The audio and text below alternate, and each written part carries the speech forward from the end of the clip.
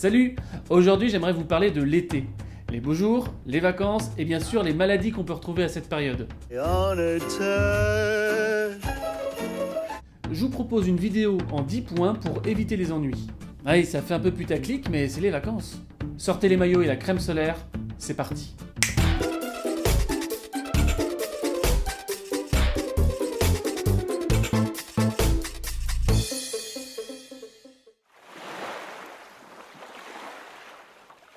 Que ce soit dans la mer ou dans le sable, on rencontre souvent des méduses quand les températures grimpent. Les méduses font partie de la famille des cnidaires. Elles ont des tentacules avec des filaments recouverts de cellules appelées cnidocytes.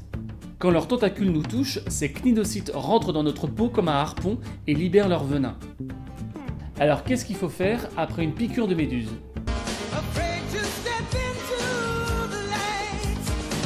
Premier truc, on touche à rien. Si tu te grattes, ça va éclater les cnidocytes qui sont encore sur ta peau et ça va libérer encore plus de venin. Alors pour les dégager, il faut rincer, mais pas avec de l'eau douce, sinon ça les fait éclater. Donc il faut rincer à l'eau salée. Alors l'urine c'est sympa, mais en général quand tu te fais piquer par une méduse, t'es pas loin de la mer. Et tu trouves facilement de l'eau de mer, qui est salée. Après le rinçage, on saupoudre de sable sec pour piéger les derniers cnidocytes. Puis on racle avec un truc rigide pour tout retirer. Et après on désinfecte. Alors ça c'est valable pour les méduses de métropole. Si tu vas en Australie, tu vas rencontrer des méduses beaucoup plus coriaces. Mon doudou à moi, il est mignon le doudou, il est joli, il est beau le petit doudou. Aïe, Doris, c'est une méduse! vilain doudou. Un dernier truc, le venin reste actif même sur la méduse morte. Donc pas touche au cadavre. Alors l'oursin il a rien demandé. C'est toi qui vas aller t'empaler sur ses épines en marchant dessus. Et regarde, c'est pourtant tellement mignon. Quand les épines d'oursin traversent la peau, elles ont tendance à bien s'enfoncer et à se casser. Heureusement en métropole, ils sont pas venimeux. Pour éviter que ça s'infecte, le but du jeu c'est de retirer les épines en entier. Et en général, c'est assez galère. Ça vaut le coup d'aller voir un médecin s'il y en a beaucoup. En tout cas, faut surveiller parce que ça a tendance à s'infecter. À chaque fois que notre peau est transpercée, ça fait une brèche dans notre système immunitaire. Et ça me fait une super transition pour le point numéro 3.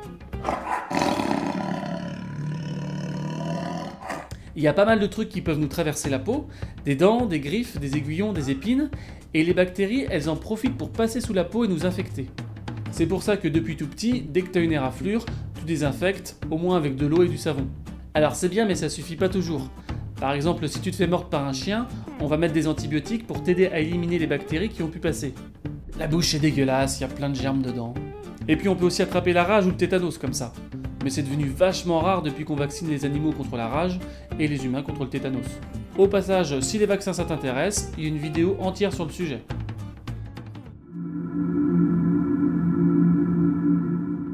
Le serpent venimeux en France métropolitaine, c'est la vipère.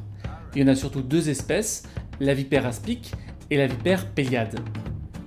Alors il y a des trucs pour les reconnaître, mais si tu viens de te faire mordre par un serpent, c'est pas forcément le moment d'aller le prendre en photo. La morsure laisse une trace de 2 points séparés de quelques millimètres qui correspondent au crochet. Alors heureusement quand il y a morsure, il n'y a pas forcément injection de venin. Une fois sur deux c'est une morsure blanche sans envenimation. Ouais, parce que produire du venin ça demande beaucoup d'énergie à la vipère, donc elle s'en sert pas tout le temps. Mais quand on vient de se faire mordre, on sait pas si elle nous a transmis son venin ou pas. Alors qu'est-ce qu'on fait? Bah tu prends pas de risque, t'appelles le 15. Faut essayer de rester calme. Si on commence à courir partout en criant, ça accélère le rythme cardiaque et la diffusion du venin. Les trucs qu'on vend comme aspi-venin, ça sert à rien. Le venin est injecté avec tellement de pression que tu vas rien aspirer du tout. Pas la peine non plus de sucer la morsure ou de charcuter la peau, ça sert à rien. Quand on reçoit du venin, les premiers symptômes apparaissent une demi-heure après la morsure. Ça gonfle et ça fait mal. Justement, comme ça risque de gonfler, c'est bien d'enlever tout ce qui pourrait faire garrot, comme les montres et les bijoux. Donc pour résumer, en cas de morsure de vipère, on appelle le 15, on désinfecte, on enlève les bijoux et on reste calme. Alors les vipères sont des animaux protégés qui n'attaquent l'homme que pour se défendre. Donc laissons-les tranquilles et passons au point suivant.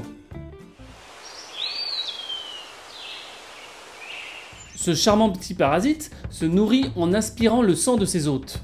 Mais dans le sang, il y a parfois des maladies. Pour te pomper le sang, la tique va enfoncer son rostre à travers la peau. On pourrait dire que c'est sa bouche, mais ça ressemble plus à une perceuse. Et une fois en place, c'est pas facile de la retirer. Quand on découvre une tique, faut vite la retirer pour éviter qu'elle nous transmette des maladies. Mais on fait pas ça n'importe comment. Si tu te grattes, tu risques d'arracher le corps et la tête restera dans la peau. Mais il y a un truc magique, c'est le tire-tique. Ça attrape la tique à la base de la peau et en tournant, ça la détache. Mais c'est vrai qu'on n'a pas toujours un tire-tique sous la main. Ça peut aussi se tenter avec une pince fine, mais c'est pas toujours facile. Si tu le sens pas, tu vas voir un médecin. Tu connais peut-être des recettes de grand-mère où on met de l'éther, du dissolvant ou de l'alcool pour enlever la tique. Et là, je te préviens, c'est une mauvaise idée. Effectivement, t'as des chances de faire tomber la tique. Mais avant de se détacher, la tique va régurgiter tout ce qu'elle a dans le ventre et les maladies qu'elle pouvait transporter vont se retrouver dans ton sang. Les recettes de grand-mère, c'est très bien pour les confitures, mais pas pour les tiques. Plus la tique reste accrochée longtemps, plus elle a un risque de nous transmettre une maladie. Donc quand on trouve une tique gorgée de sang ou si on sait qu'elle est restée plus de 36 heures en place, quand on la retire, on met un traitement antibiotique pour éviter la contamination. Sinon, on surveille. Une simple rougeur dans les 48 heures, c'est normal. Par contre, si c'est une rougeur qui apparaît plus tard, là, c'est peut-être un érythème migrant. C'est une tache rouge qui apparaît quelques jours ou quelques semaines après la morsure de tique et qui s'étend progressivement en formant une cocarde. Là, c'est un signe de maladie de Lyme et il faut voir un médecin.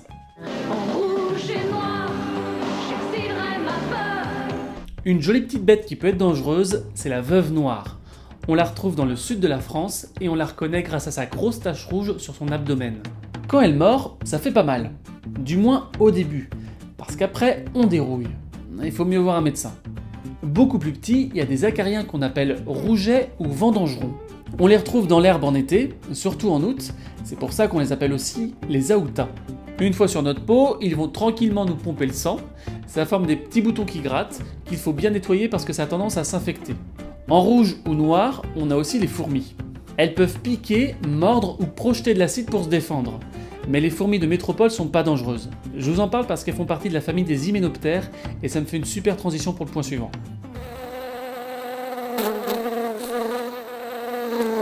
On va parler de 4 hyménoptères très connus. L'abeille avec son léger duvet, le gros bourdon bien velu, la guêpe avec sa fine taille de guêpe, et le frelon qui ressemble à une grosse guêpe. Alors moi quand j'étais petit je croyais que l'abeille c'était la femelle du bourdon, mais non, c'est 2 espèces différentes. C'est comme le crapaud et la grenouille, la chouette et le hibou, enfin bref. En cas de piqûre d'abeille, le dard reste piégé dans la peau. Faut l'enlever assez vite pour éviter que le venin qui reste à l'intérieur continue à diffuser. En général, on l'éjecte avec une pointe ou on racle avec une carte de crédit. Pour le bourdon, c'est la même chose, mais c'est assez rare que le bourdon pique. Pour la guêpe ou le frelon, le dard est lisse, donc il ne reste pas dans la peau. Donc pas besoin d'essayer de l'enlever. En général, la piqûre provoque une petite réaction locale pas méchante. Pour limiter les effets, on peut faire un choc thermique avec 2 minutes de chaud et 5 minutes de froid à l'endroit de la piqûre. La variation de température permet de neutraliser le venin, mais c'est pas du tout obligatoire. Il y a 3 cas où une piqûre peut être grave. Une piqûre à l'intérieur de la bouche, ça c'est plutôt pour les cyclistes, les motards ou les voitures décapotables. Les piqûres multiples, plusieurs dizaines, ça c'est plutôt quand on dérange un nid. Et la réaction allergique, comme une grosse réaction d'urticaire sur tout le corps. Dans ces cas-là, faut pas hésiter à appeler le 15 pour demander conseil. Pour le reste, on désinfecte, on enlève les bijoux et on surveille. Et le meilleur moyen d'éviter les piqûres de ces petites bêtes, c'est encore de les laisser tranquilles.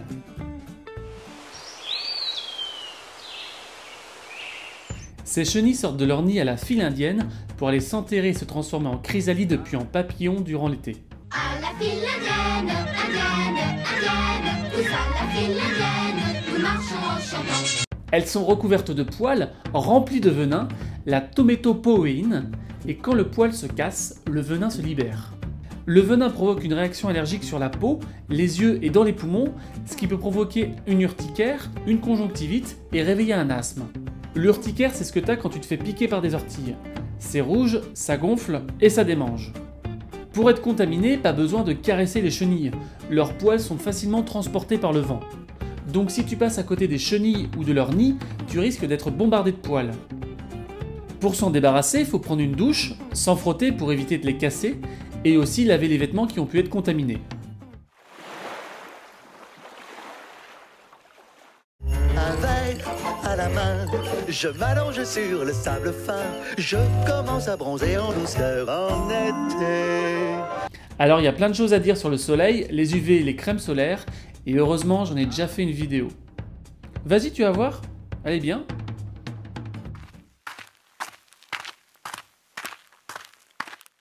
Bah oui, qui dit été, dit voyage. Et les maladies ne sont pas les mêmes quand on quitte la métropole.